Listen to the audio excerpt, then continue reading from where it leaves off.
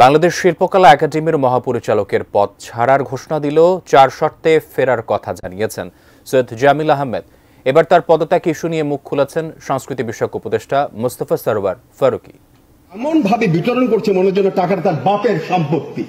শিল্পকলায় এক সমাপনী অনুষ্ঠানে নিজের পদত্যাগের কথা জানান শিল্পকলার মহাপরিচালক ডক্টর সৈয়দ জামিল আহমেদ। শুক্রবার রাত থেকেই সামাজিক যোগাযোগ মাধ্যমে ছড়িয়ে পড়ে তার বক্তব্য।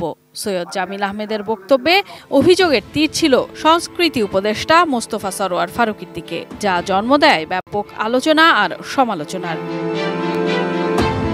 ঘটনার 24 ঘন্টা পর শনিবার দুপুর 1টায় ফেসবুকে একটি স্ট্যাটাস দেন উপদেষ্টা ফারুকী। ওই স্ট্যাটাসে তিনি জানান, আমি জামিল ভাইয়ের নাটকীয় পদত্যাগ নিয়ে কথা বলতে চাচ্ছিলাম না, কারণ তাতে আমাকে এমন কিছু রেফারেন্স টানতে হবে যা তার জন্য অস্বস্তিকর হবে। আমি তাকে শ্রদ্ধা করি। Vision hot and cool AC 4-way solenoid valve টেকনোলজিতে হিটিং ও কুলিং দুই মোডেই কাজ করে সমানভাবে। Vision hot and cool AC. শুধু এইটুকু আপাতত বলে রাখি, ওনার বলা অনেকগুলো কথা পুরো সত্য নয়, অনেকগুলো ডাহা মিথ্যা।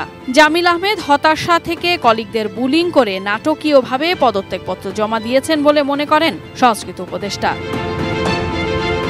শিল্পকলার জন্য 200 কোটি টাকার বাজেট বরাদ্দ, একাডেমির কার্যক্রমে মন্ত্রণালয়ের কোনো হস্তক্ষেপ না করা সহ 4টি শর্তে ফেরার কথা জানিয়েছেন সৈয়দ জামিল আহমেদ। বলার চেষ্টা করলাম, কথা বলতে দেবে না। তারপরে সে বাপের সম্পত্তি সে দিল, বড় জোর দিল, খুব খুশি হয়ে 110 কোটি টাকা সবাই হাততালি দিচ্ছে, খুব বড় দেখি দান করেছে। তবে ফারুকীর স্ট্যাটাসে স্পষ্ট, জামিল আহমেদের ফেরার জন্য যে 4টি শর্ত দিয়েছেন সেটি আর বিবেচনা হচ্ছে না মন্ত্রণালয়ের পক্ষ থেকে। গত বছরের 9 সেপ্টেম্বর শিল্পকলার মহাপরিচালকের দায়িত্ব নেন নাট্য নির্দেশক ও গবেষক Syed Jamil Ahmed. Sadia Nancy, ATN news, Dhaka.